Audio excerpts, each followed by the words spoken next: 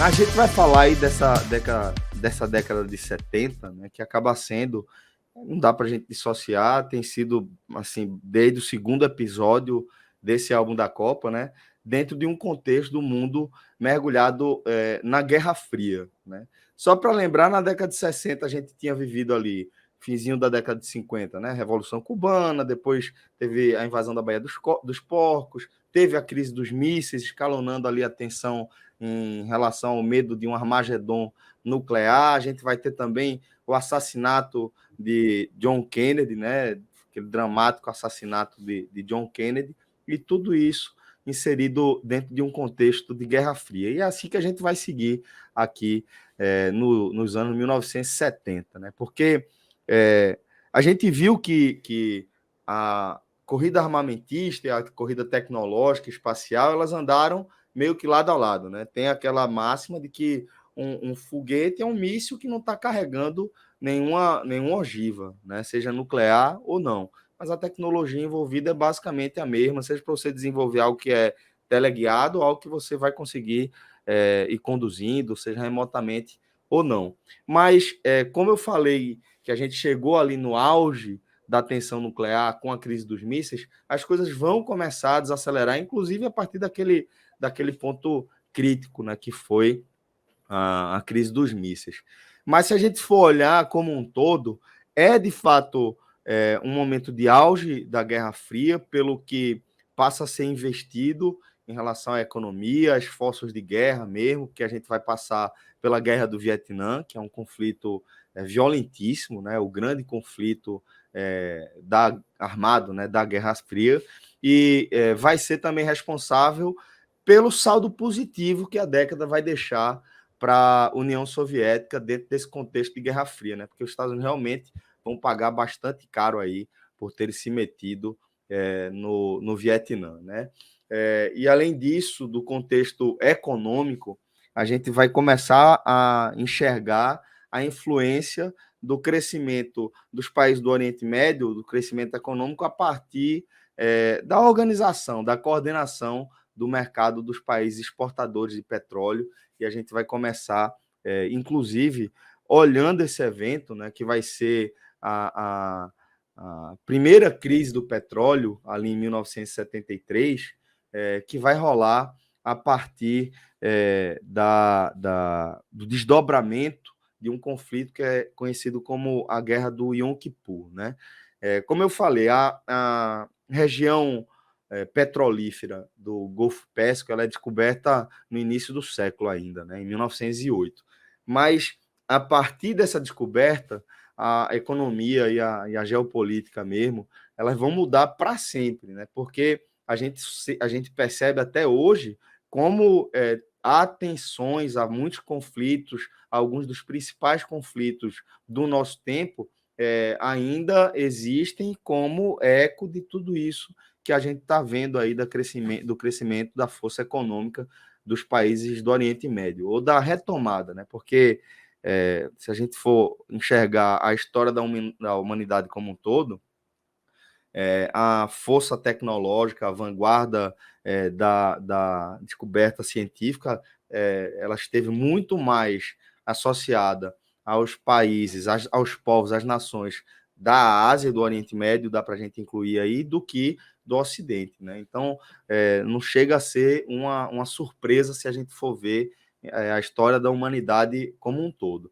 Mas o fato é que vai rolar essa guerra do Yom Kippur e vai ser meio que uma resposta, né, da aliança, do apoio dos Estados Unidos à causa de Israel, dentro desse contexto da guerra do Yom Kippur, ela vai gerar a crise do petróleo, né? Porque depois da descoberta dessa região petrolífera, começou a desenvolver, e a OPEP entendeu que se eles coordenassem ali os esforços, principalmente os principais produtores, né, Arábia Saudita, Irã, Iraque, Kuwait e até a própria Venezuela, que é uma das fundadoras aí da OPEP, eles perceberam como eles conseguiriam afetar duramente a economia encadeada, né, do mundo das democracias capitalistas, do mundo liberal ali, pós-Segunda Guerra Mundial, né?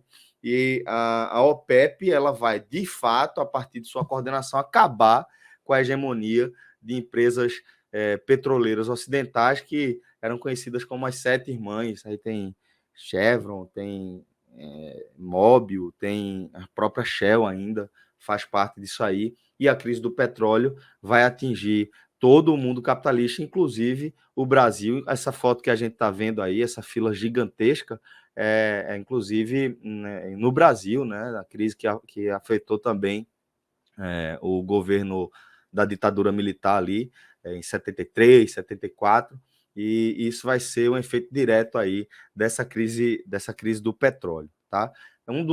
Uma das consequências vai ser, inclusive, a criação do pró-álcool, né? E a gente sente hoje, inclusive, quando a gente vai abastecer, um dos efeitos diretos, né? Que é o fato de existir essa alternativa de biodiesel, né, aqui no Brasil, desde a década de 70, por isso que a gente tem, a partir da consolidação de uma estrutura, de canal de distribuição, produção, com muito incentivo fiscal, é claro, a gente consegue perceber os efeitos disso no nosso dia a dia até hoje. Então, é importante a gente ver como uma coisa que aconteceu ali no início da década de 70 ainda faz parte do nosso dia a dia.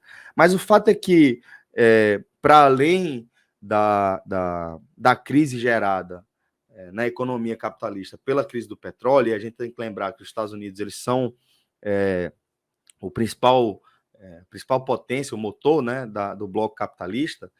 Outros fatores vão se somando aí a esse saldo positivo que eu estou tratando na década de 70 em relação à União Soviética, né?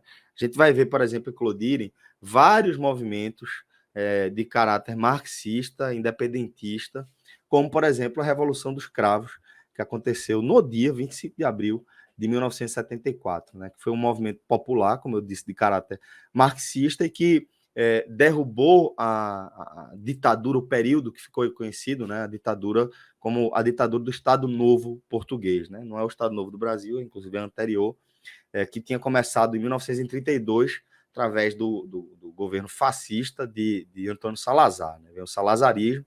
Salazar vai morrer em 70, mas ele vai deixar um sucessor, Marcelo Caetano, e é este governo que a Revolução dos Cravos vai derrubar, né?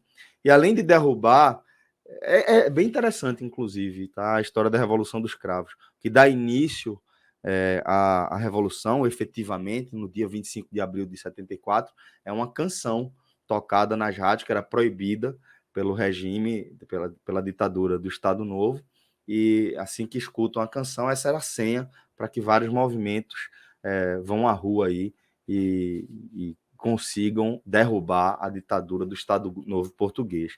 E, além disso, a gente vai ver isso sempre, né? Seja na Inglaterra, em relação ao Império Inglês, Império Russo, seja qual for o império, a partir da queda do governo colonial, a gente vai ver uma série de movimentos independentistas de colônias, né, ou de neocolônias africanas, né, como Angola, que tinha um caráter realmente marxista, né, Cabo Verde, Guiné-Bissau, Moçambique, São Tomé e Príncipe, e também Timor-Leste. Né? Timor-Leste, infelizmente, o povo de Timor-Leste não conseguiu gozar da independência, porque assim que conquistou a independência em relação ao Império Português, eles foram invadidos pela Indonésia, né, e essa invasão seguiu aí até 1999.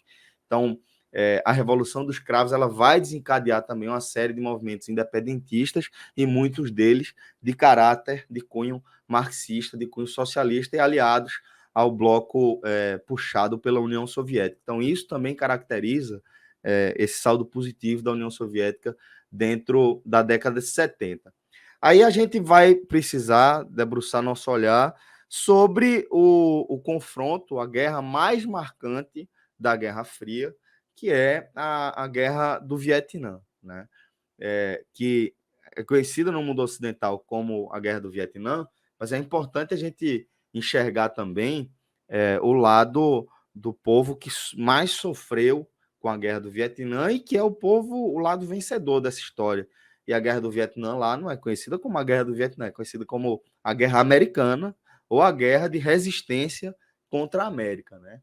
E é de fato a guerra mais conhecida, mais violenta, de maior número de mortes das guerras por procuração, né, que compunham o cenário da Guerra Fria. A gente falou, inclusive, sobre a Guerra do Vietnã no álbum da década de 50, né, quando ela começa, e agora a gente vai dar uma olhada rapidamente sobre o desfecho e a expulsão da força invasora. Né? A gente precisa lembrar que, assim como acontece todo o contexto neocolonial, a Guerra do Vietnã ela vai ser uma sequência também da Primeira Guerra da Indochina. A Indochina, a gente está vendo aí o mapa, era um território que pertencia ao Império Francês. E a gente lembra que a Segunda Guerra ela começa em 39, e em 40 a França já tinha sido invadida, já estava sob o jugo do Império do Terceiro Reich, né, do Império Alemão. Então, a França deixa de ser um problema, né, para boa parte de suas colônias, inclusive a da península aí da Indochina, né? E a gente vai ver uma série de movimentos de independência ali dentro. Um desses movimentos de independência, eles acontecem, assim, e é preciso também ressaltar que apesar de a França ter perdido ali seu poder de manter o controle de suas colônias a partir da invasão do Império Alemão, assim que a França é invadida, o Império Japonês ele invade, além da Manchúria, né, no continente, na China, né, a Península Coreana invade também a Indochina e passa a subjugar também a população local do Laos, do Camboja, do que viria a ser, né, Laos, Camboja e Vietnã.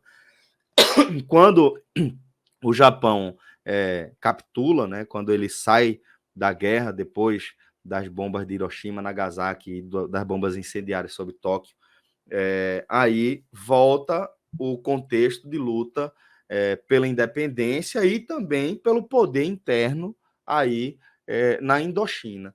E no Vietnã vai ser caracterizado por duas disputas distintas, né? Dois blocos distintos. O Vietnã do Norte, que tinha o apoio da União Soviética e da China e também da Coreia do Norte, né? Também tinha tido lá a crise do paralelo 33, em 1953, e o Vietnã do Sul, né? Que tinha Estados Unidos, o apoio dos Estados Unidos, da Coreia do Sul, da Austrália e da Tailândia, entre outros. Isso explica, por exemplo, por que a Austrália e China brigam até hoje. Por isso que até hoje, ali no Mar do Sul da China, tem tensões e sempre tem troca de farpa entre a Austrália e a China. Hoje em dia, se você acompanhar o cenário internacional, você vai perceber que eles estão sempre trocando farpas. Foi assim durante toda a pandemia, inclusive dirigindo um pouco do que foi a política pública do governo australiano. Então, foi um conflito absurdamente violento, né? O total de mortos, como muitas guerras, varia muito, dependendo da fonte, mas varia entre 1.300.000 e 3.400.000 mortos. Entre civis vietnamitas, perdão, entre 627 e 2 milhões de mortos, ou seja, quase metade das pessoas mortas na Guerra do Vietnã é composta por civis, por camponeses. Né? O Vietnã é um país absolutamente agrícola, né? Agrário. A morte de militares não indochineses é marcada em 65.494. Então, quando a gente se debruça sobre os números, a gente vê de forma gritante uma morte muito maior, um morticínio muito maior da população local da Indochina do que das forças invasoras, né? Aí, entre esses 65.494, não estão só soldados dos Estados Unidos, né? Os Estados Unidos, eu nem lembro exatamente quanto mas é abaixo da casa dos 60 mil, acho que é 58 mil quebrados. Os Estados Unidos que enviaram 2.200.000 soldados enfrentaram uma força de 1.100.000 soldados, a metade de soldados do Vietnã do Norte e também de soldados do Vietnã do Sul, que eram originalmente conhecidos como os Vietcongs, né? Não eram os soldados do Norte que eram conhecidos como Vietcongs, eram a célula de independência do Vietnã do Sul, que era conhecido como Vietcong, e depois foi adotado aí de forma pejorativa pelo exército norte-americano para todos os inimigos que eles estavam enfrentando. Todo mundo ali era Vietcong. Mas o fato é que, apesar de ter matado muito mais vietnamitas do que morrido norte-americanos, os Estados Unidos acabaram perdendo a guerra, porque eles são expulsos no fim das contas, né? No fim das contas, e o exército de Ho Chi Minh já tinha morrido, né, em 70. Ho Chi Minh, que tinha sido treinado, inclusive, na União Soviética, né? Ele tinha começado como cozinheiro num navio francês, ainda na época da ocupação francesa, chega a morar em Paris, onde ele entra no Partido Comunista Francês e depois vai estudar um pouco mais na União Soviética. Então ele já chega com um conhecimento de revolução e de organização, por isso que consegue resistir. Mas em 75, o exército montado por Ho Chi Minh chega à ocupação de Saigon e passa a unificar o Vietnã, que até hoje é governado também sob uma gestão socialista. Então, os Estados Unidos, para esse efeito, perdeu a guerra do Vietnã, já que foram expulsos e não conseguiram implementar aí a sua visão. Né? Pois não. Ho Chi Minh, quando fala, só para deixar uma forma mais precisa, é o exército montado por ele, né? Ele já não estava mais... Isso. Ele morre em 70, tava, né? Em 69, já estava morto. Já. 69, 70, isso. O exército, se não me engano, era Viet Minh, que chamava o exército fundado por ele. Vai virar o nome da capital depois, né? É só para... Sim. Para alguém pensar, será que Celso está confundido com o nome da capital? Vai virar o nome da capital depois. Santa Cruz, quando foi jogar no Vietnã, jogou lá em Ho Chi Minh. Perfeito, 2004. Exatamente. Então, isso aí resume aí um pouco da década da Guerra do Vietnã, mas não explica como ela impactou a pressão interna dentro dos Estados Unidos, né? Porque a gente vai ver o governo Nixon vivendo o auge, aí primeiro Lyndon Johnson, depois o governo Nixon vivendo o auge das pressões por conta do número, do que era investido, né, em capital humano, em verba mesmo, em economia, um conflito tão distante em que boa parte da população não concordava, chega a mais de 65% da população discordando da guerra, apesar de historicamente os Estados Unidos sempre apoiar, né, a população dos Estados Unidos sempre apoiar esse tipo de ação, né? Mas, além de tudo, isso fomentava também um acirramento de algo que a gente já via desde as décadas anteriores, né? Que era ficar cada vez mais claro como a população negra, a minoria lá nos Estados Unidos, acabava sofrendo também um racismo dentro do viés de guerra, né? Que morria proporcionalmente muito mais negros do que brancos. Eles eram colocados em pelotões que desempenhavam as missões suicidas ou as mais difíceis. Isso tudo causava uma ebulição, um caldeirão, né, de convulsão social nos Estados Unidos. Vai rolar também o escândalo de Watergate e tal. Então, tudo isso vai corroborar para uma década muito ruim para os Estados Unidos em relação ao contexto da Guerra Fria. E ali, perto já do nosso querido Fred Figueiredo aqui no mundo, Fred já existia aqui, Celso, na verdade. Aproveitando que vai fazer a conversão do Vietnã, só para deixar uma correção aqui rapidamente. Ho Chi Minh é a principal cidade do Vietnã, mas a capital é Hanoi, só para dizer assim, Hanoi tem 2 milhões de habitantes, Ho Chi Minh é o centro econômico com 8 milhões de habitantes, fica no sul, Hanoi fica no norte, né, que a guerra foi norte-sul, mas só para deixar, tudo que eu falei estava, Santa Cruz realmente jogou em Ho Chi Minh, mas só para deixar, a capital continua sendo Hanoi, não teve mudança não, e Ho Chi Minh, que era Saigon. É a principal. Era a capital do Vietnã do Sul. Isso. Mas exatamente. A capital do Vietnã todo não teve, Hanoi. E continuou, era a capital do Vietnã do Norte e continuou sendo depois da reunificação. E aí, o curioso é que a União Soviética estava vendo os Estados Unidos se atolando ali, né, na Guerra do Vietnã, e percebendo como isso lhe era favorável, mas ainda assim, no fim da década de 1970, mais precisamente 27 de dezembro de 1979, a União Soviética vai entrar no Vietnã da União Soviética, que é a Guerra Afegã Soviética, a Guerra do Afeganistão, né? Apesar de que a União Soviética vai conseguir até implantar um governo socialista no Afeganistão, ela fez isso a um custo econômico altíssimo, gerando uma carência de recursos em diversas outras áreas e vai gerar também repercussões diretas que vão acabar ocasionando no fim do regime soviético ali, no fim da década de 80, como a gente vai ver no próximo programa. A gente vai ver um pouquinho mais do efeito da guerra do Afeganistão nesse contexto aí, no programa que vem.